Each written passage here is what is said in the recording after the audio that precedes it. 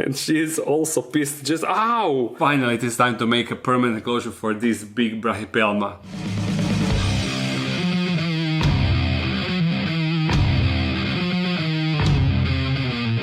And you should be well aware of which is this species. This is, oh, don't kick hairs. Come on, what is this? She's usually not like that. So this is Brachypelma emilia, and she is the last of my big Brachypelmas that is still in her permanent, not permanent, the temporal enclosure. You know, all other ladies, they got their permanent enclosure, and now it is finally time for this big ball of fluff. I will be using this 30 by 25 by 25 terrestrial enclosure with my latest design, but I cannot really open it because I had discovery, so to say. And this will show you why I'm still not making and selling enclosures. As I said, chill. As I said, this design is still in development, and before selling it, I would like to test it out to make sure that there aren't any flaws, at least any major flaws, any concerning flaws. And right now I discovered one. This piece of plastic, it is holding the door, and also it serves as a guider for top lid. I had these doors open for a while, and after some time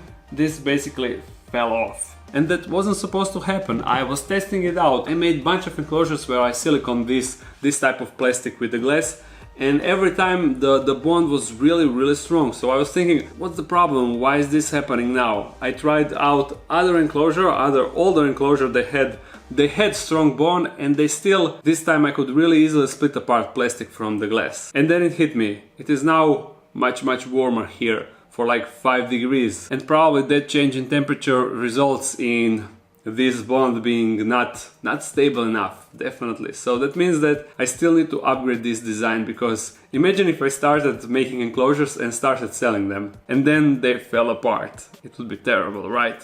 Terrible. Anyhow, I need to search for a different type of glue, something that is more stable, and yeah, hopefully I will find it. Now, I don't want this to be just a regular rehouse. I want to add something different. We will put her inside and you will see why just in a second. Okay. And now I cannot open the door because I re-glued this, and it needs to cure at least so it will hold just enough to be usable by me, but not for selling. The thing that I want to do, I want to feed her and also in the same time make a time lapse of her eating the meal. So therefore I need to put her inside of this enclosure, so she cannot, once she's done with the meal, this top lid will be open. That is the only way to record that, but I don't want her to wander around once she is done. So that's why I put her inside of this. Technically I could make the enclosure first and then rehouse her inside and then try to feed her, but often the tarantula will then, it will be disturbed too much to be interested in food, so I want to do that before the actual rehouse. Snimam, reci brzo. No, ajde, ne moram, sad usred snimanja sam. Usred snimanja sam, ne mogu sad, ajde, čao, bok. My mother, again, second video in a row. She really knows when to call. I'm going to grab the roach. And it will of course be one big hisser. Hopefully she will take... Damn. No! Don't ruin my video, please. No, you need to grab it. Get it, get it, get it. Oh, this is not going the way I planned. No. Oh, so unlucky. Ah, damn. I will try with smaller roach. Maybe that will help. Female lateralis roach. Come on, please. Let's do this. Oh no, no. Oh no. Well, thank you. I had such a perfect plan and you need to ruin that. Why aren't you hungry? Please, just grab that roach and add... Oh, she definitely doesn't want that roach. Really? That is the game you want to play? I cannot really make the enclosure now because I still didn't make the background. After recording this, I plan to make a background off camera, but now there is no feeding clip, feeding time lapse. Disappointed. To grab the roach and also the other roach. Oh, it's your lucky day, buddy.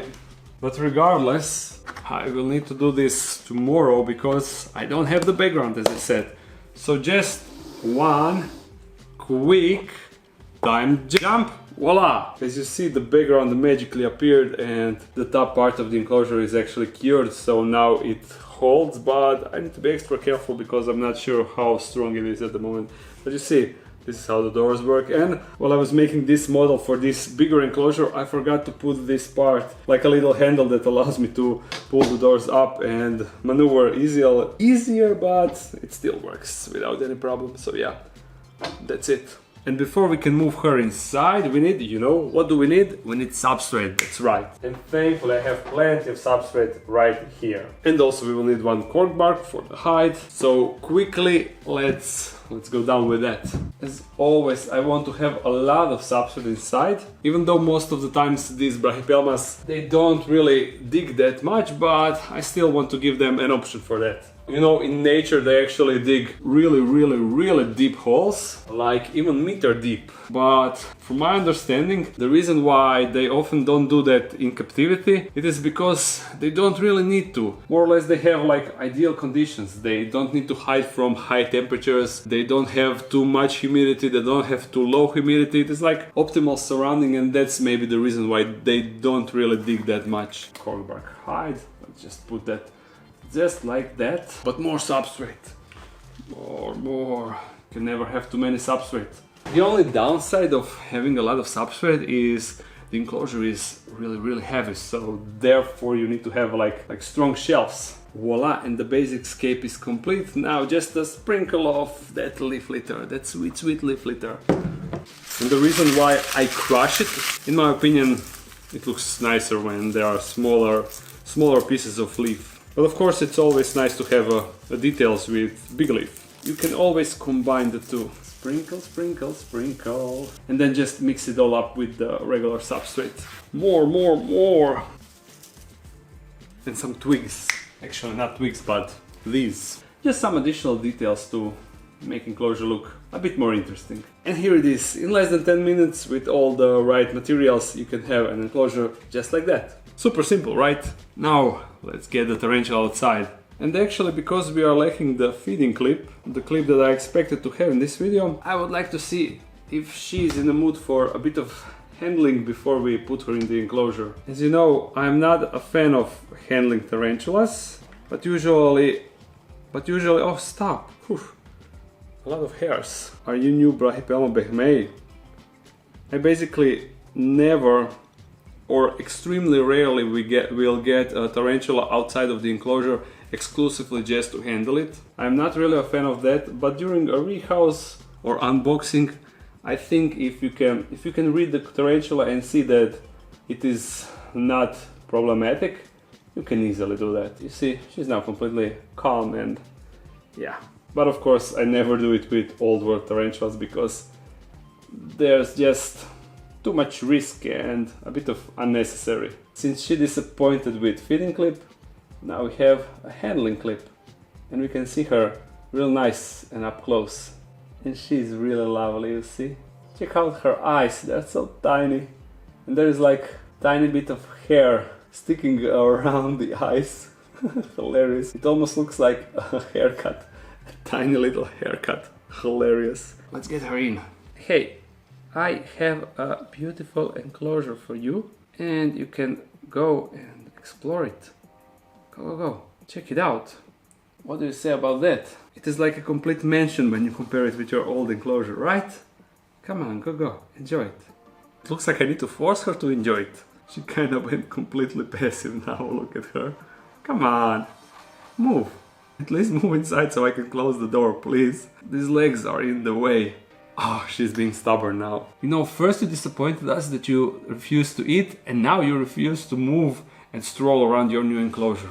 Oh, you're really being difficult, you know? If she could only move a bit forward, I could show her how nice she looks in her new enclosure. Let's try it a bit more bumping.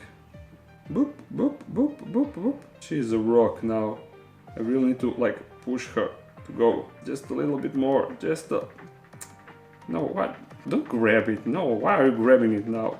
Come on, let go and move away from that edge. Why are you turning now? What is this? Oh my. Oh. Now you see, she is docile, but still, You don't want to mess with the tarantula because she can always do that. Please, just a little bit more. Just remove that tiny paw. Come on, this tiny paw is in the way. Boop, boop, boop. Boop. Now I can at least put the top lid. This is how it goes, inside, all the way down. And now, just take the doors and bloop, bloop. Ta-da! She's inside of the enclosure. What do you think about this enclosure?